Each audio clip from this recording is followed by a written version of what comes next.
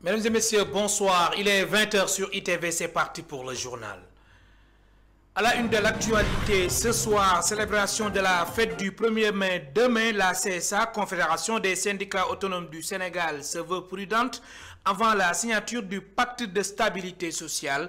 Son secrétaire général, Eliman Diouf, attend des réponses précises concernant la situation des décisionnaires dans le secteur de l'éducation, la matérialisation des accords dans le secteur de la santé, la question des licenciements abusifs. La fête du 1er mai, nous y sommes et nous y restons. Reportage ce soir à Soumbédioune. Les artisans du secteur informel se disent préoccupés par la conjoncture économique et ils souhaitent de meilleures conditions de travail. À suivre le reportage d'Aram Faldao. Diamniadio, l'usine Tamu Fishing risque la fermeture. Une saisie conservatoire d'1 milliard de francs CFA après l'action en justice intentée par une usine voisine suite aux inondations de 2020 est passée par là. Ainsi, plus de 15 000 familles risquent d'entrer dans la précarité si les autorités ne réagissent pas. Enfin, pénurie d'eau à Touba, l'OFOR, Office des forages ruraux au chevet de Nindi. Le directeur du contrôle de l'exploitation était dans la ville sainte. Niamé Diop annonce que 7 camions citernes vont desservir des quartiers comme Nindi et Makebari pour soulager les populations. Voilà pour les titres. Dans un instant, le développement.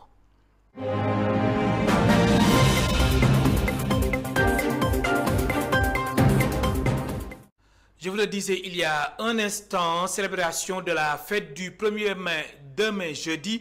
La CSA, Confédération des syndicats autonomes du Sénégal, se veut prudente avant la signature du pacte de stabilité sociale. Son secrétaire général, Eliman Diouf, attend des réponses précises concernant la situation des décisionnaires dans le secteur de l'éducation nationale, la matérialisation des accords dans le secteur de la santé, ainsi que la question des licenciements abusifs. Je propose d'écouter Eliman Diouf. Il est le secrétaire général de la CSA, Confédération des syndicats autonomes du Sénégal. Nous sommes dans une phase très serrée de finalisation des engagements du pacte. Le gouvernement est intéressé par signer un pacte avant le 1er mai ou durant le 1er mai. Mais nous sommes dans une situation où nous avons des préoccupations prioritaires qui nécessitent que les réponses soient claires par rapport à ces différentes questions, à savoir la question des licenciements abusifs qu'il faut régulariser, la question liée aux décisionnaires de l'éducation, où l'engagement est déjà donné de faire la révision des 2 décrets qui permettent vraiment de régulariser leur situation. C'est des questions d'ordre général prioritaires avant la signature de ce pacte et nous insistons. La commission technique est en train de travailler avec le ministère là-dessus.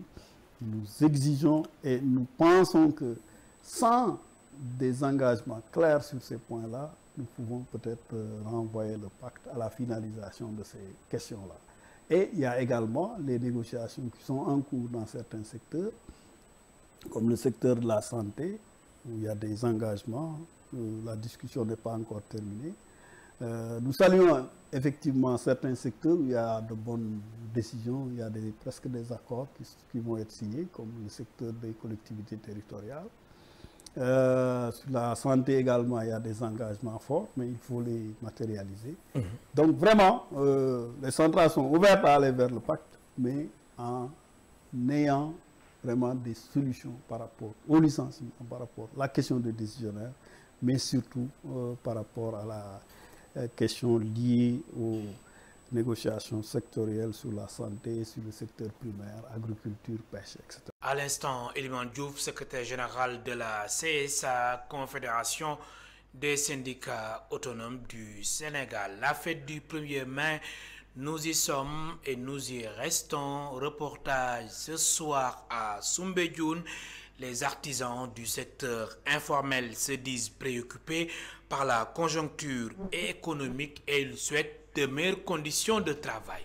Reportage sur place, Aram Faldao et Cheikh Ahmed Tidiane Diouf. Un 1er mai pas comme les autres pour les artisans du secteur informel. Au village artisanal de Soumbédioune, aucun intérêt n'est accordé à cette journée dédiée aux travailleurs. Ce maître sculpteur manifeste son indifférence et indexe le président de la République. Nous, les sculpteurs, ça ne marche pas chez nous. Hein? Parce que si Diomaye est venu chez nous, là, il a dit que l'artisanat va marcher. Jusqu'à présent, on n'a rien vu. On n'a rien vu. Ça ne marche pas chez nous. Il faut qu'on diminue les taxes. Les taxes sont très chères pour les étrangers. Sans les blancs, notre artisanat ne marche pas. De retour dans son pays d'origine après des années d'émigration, ce bijoutier souhaite de meilleures conditions de travail d'ici l'année prochaine. On souhaite l'année prochaine qu'on puisse le célébrer en étant heureux, tu vois, de cette fête et qu'on demande à l'État de nous appuyer un peu sur l'accès à la matière première, tu vois, qui puisse nous ouvrir peut-être un petit comptoir où on peut s'approvisionner sur les matières premières, comme moi je suis dans le domaine de la bijouterie. L'activité de la pêche n'échappe pas à la morosité de la fête de demain. Les pêcheurs sont confrontés à des problèmes liés au manque d'essence et demandent des explications. Nous avons découvert du pétrole au Sénégal et nous l'expédions à l'étranger. Alors comment se fait-il que nous soyons en manque d'essence? C'est ce que nous n'arrivons pas à comprendre. Même les régimes précédents cherchaient des solutions, alors que nous n'avions pas encore de pétrole et de gaz. À quoi est dû ce manque d'essence? Même son de cloche chez les menuisiers rencontrés aux alentours. L'un d'entre eux se désole de la situation actuelle. Concernant la fête du travail, elle ne sera pas comme avant. Nous ne la ressentons même pas, car rien ne fonctionne en ce moment. D'habitude, les ouvriers ne travaillent pas le jour de la fête du travail, mais ils viendront travailler demain à cause de la conjoncture économique. La fête du 1er mai sera célébrée demain sur toute l'étendue du territoire sénégalais et dans le monde entier. Dans un contexte économique difficile, les acteurs de l'informel se disent préoccupés par leurs conditions de travail et par conséquent se montrent désintéressés par cette fête. Diamniadio, l'usine Tamu Fishing risque la fermeture, une saisie conservatoire d'1 milliard de francs CFA après l'action en justice intentée par une usine voisine suite aux inondations de 2020 est passée par là. Ainsi, plus de 15 000 familles risquent d'entrer dans la précarité si les autorités sénégalaises ne réagissent pas. Je propose de suivre la réaction de Céline Nadji, assistante de direction à Tamu Fishing. Ces propos sont recueillis par notre correspondant permanent à Rufisque, Babacar Seck. Une saisie conservatoire, plus d'1 milliard de francs CFA sur nos comptes, ce qui paralyse toutes les opérations de l'entreprise. Une intervention sur site d'un huissier exécutant escorté par les gendarmes armés, vécu avec étonnement et incompréhension par tous les travailleurs. Nous tenons à le dire calmement, mais fermement. Nous ne sommes ni en rébellion, ni dans une logique de tension. Nous sommes des travailleurs honnêtes, engagés, compétents, investis au sein d'une entreprise citoyenne, dans une activité qui respecte les normes nationales et internationales. Nous souhaitons également rappeler le rôle actif et responsable de notre direction générale engagée à nos côtés, dans le strict respect des lois et règlements du Sénégal, pour une activité durable, structurée et créatrice de valeurs locales.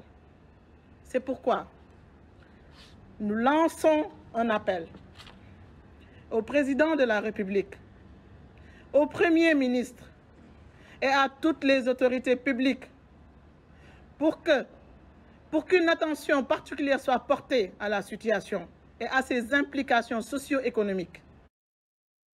Pénurie d'eau à Touba, l'OFOR, Office des forages ruraux au chevet de Nindi. Le directeur du contrôle de l'exploitation était dans la ville sainte. Niamey Diop annonce que 7 camions citernes vont desservir des quartiers comme Nindi et Makebari pour soulager les populations. Il en a profité pour annoncer les grands projets de l'État dans la capitale du mouridisme. Niamey Diop, directeur du contrôle de l'exploitation de l'OFOR, Office des forages ruraux, est ici au micro de Gorondaklo et Maïsek.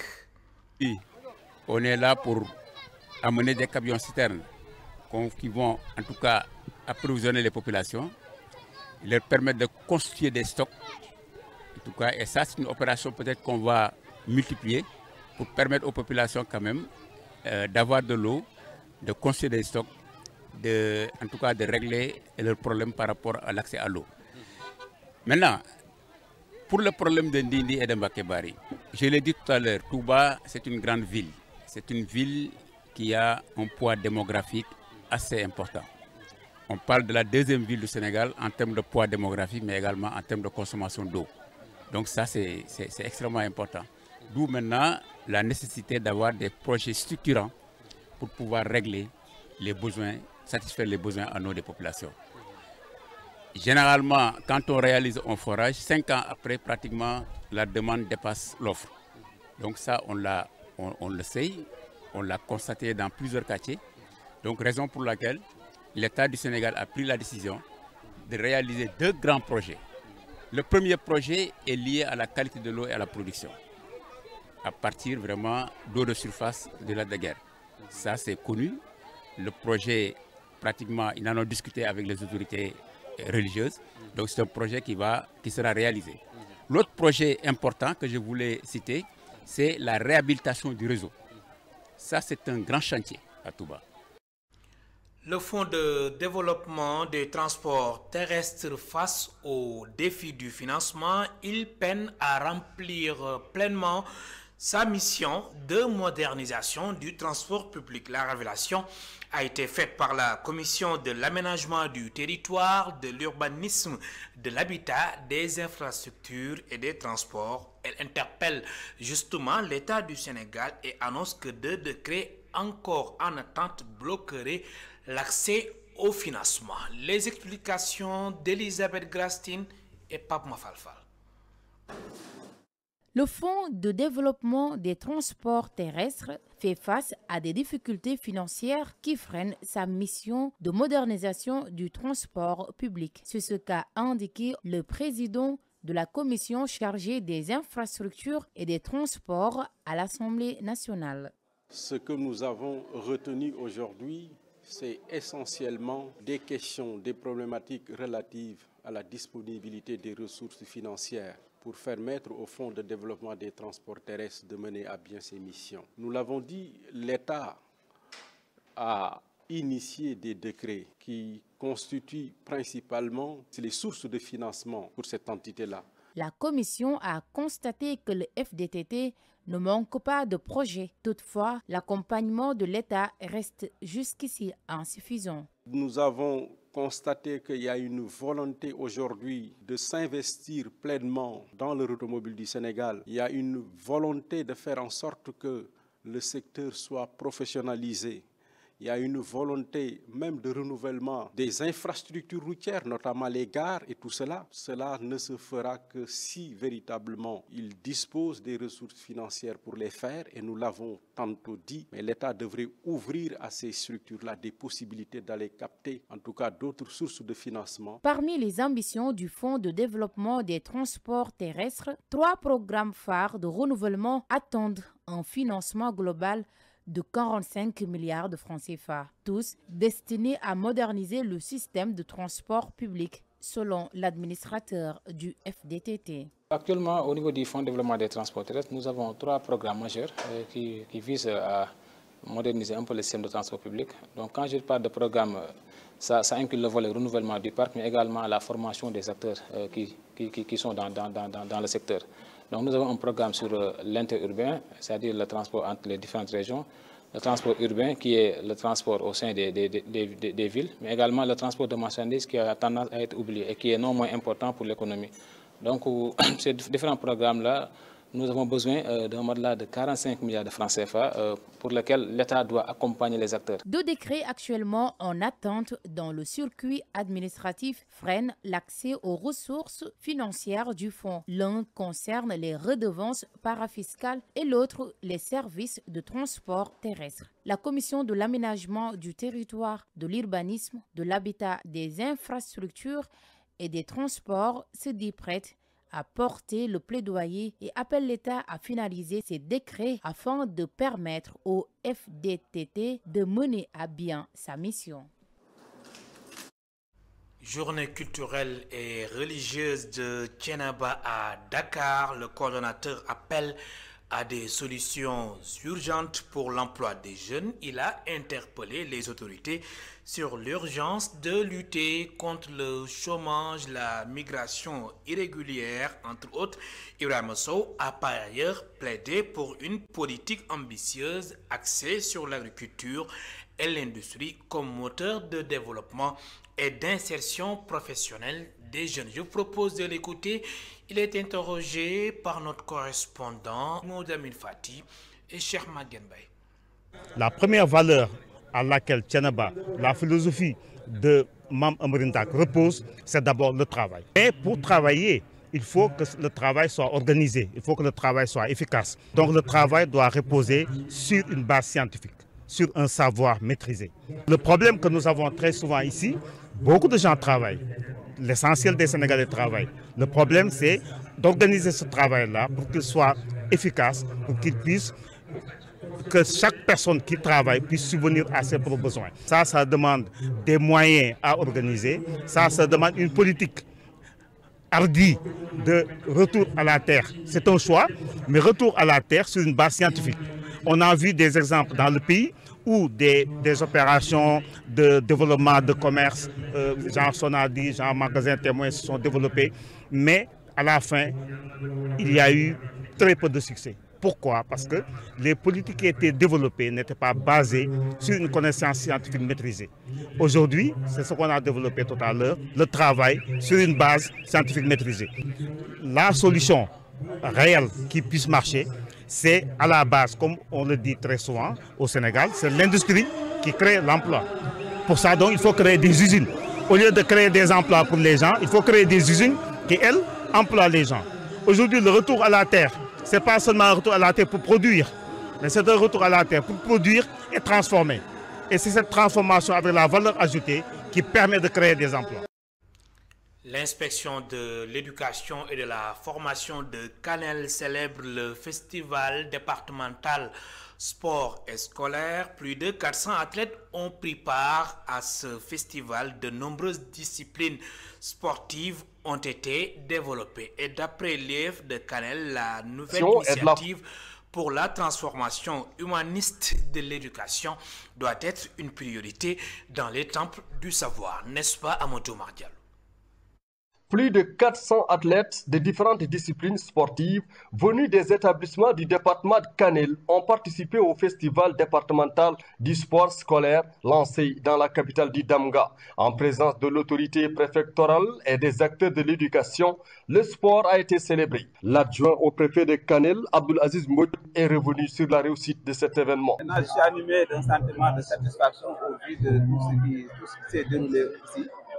J'ai vu plusieurs sports développés ici à travers l'athlétisme, le football, ainsi de suite. Et je suis vraiment satisfait du déroulement de toutes ces activités dans le fair play. Les élèves ont fait preuve de fair play, de sportivité. Et vraiment, cette activité contribue au développement du concept sport-études qui est très cher à notre pays. L'inspecteur de l'éducation et de la formation de Kanel, Mohamedou Bassirou Diop, après avoir magnifié l'importance de cet événement, rappelle le rôle du sport dans l'éducation. Ce n'est pas seulement entre les quatre murs d'une salle de classe. Le sport est un intrant éminemment important dans l'éducation de nos enfants. Et dans le cadre du concept unité, à savoir nouvelle initiative pour la transformation humaniste de l'éducation, nous devons regrouper les enfants également en dehors des classes, leur permettre de se brasser et de développer les valeurs qu'on veut leur inculquer. Cette édition du Festival départemental du sport scolaire va permettre de dresser une cartographie des talents sportifs en milieu scolaire dans un contexte marqué par la nouvelle initiative pour la transformation humaniste de l'éducation, une approche novatrice récemment lancée par le ministre de l'Éducation. À l'instant, Amadou Omar Diallo, notre correspondant permanent à Matam. Malika Montagne, un projet immobilier divise les jeunes et le promoteur après plus de 25 ans d'utilisation par la communauté. L'espace est menacé selon eux par un projet immobilier et ils veulent préserver leur terrain de football, unique espace sportif de la localité. Écoutons Dame Ndiaye au micro de Mamadou Lamine Fati. Cette localité existe depuis des années 1980 jusqu'à nos jours. Cette localité, il n'y avait que des filaos, des gargambossés, mais néanmoins nous étions là en tant que jeunes, jouer dans cette localité. Alors que nous sommes là aujourd'hui vraiment pour réclamer le terrain. Le terrain, ce terrain nous appartient. Pourquoi ça nous appartient? Parce que nous sommes là depuis des années. Le problème exact des gens qui nous disent que c'est un collectif qui est venu pour réclamer des terrains ici. Ils sont venus, ils nous ont appelés en réunion, on a parlé avec eux 2 à 3 reprises. Ils nous ont montré des, comment dirais-je, un plan et des papiers de 2024. On est en 2025. Nous sommes là depuis 1980 dans cette localité. Et on a un terrain qui existe depuis quand? Le terrassement a été fait en 2004-2005. Ils nous ont fait sortir un terrain de PS pour le lycée, pour le CEM, pour l'école élémentaire. Et l'ASC se bénéficie de ce terrain-là, alors qu'ils viennent après nous dire que le terrain leur appartient. Actuellement, on ne compte pas reculer. Parce que j'espère bien que toute la localité sont derrière nous et nous sommes derrière la localité. Voyez-vous les jeunes, vous êtes là. Vous comptez reculer. Les jeunes sont là, ils ne comptent pas reculer. Hein? On a même subi des menaces. En tout cas, on est motivé pour continuer la bataille, mais disciplinement. Cette information de dernière minute qui vient de nous parvenir, Boubacar Camara a été nommé ministre secrétaire général du gouvernement en remplacement de Ahmadou Al-Aminoulo. À suivre dans un instant, l'invité de la rédaction d'ITV reçoit ce soir Amaria Yassal, agropasteur et président du mouvement citoyen Kaukau. C'est la fin de ce rendez-vous avec l'actualité sur ITV. Merci de nous avoir suivis. Bonsoir.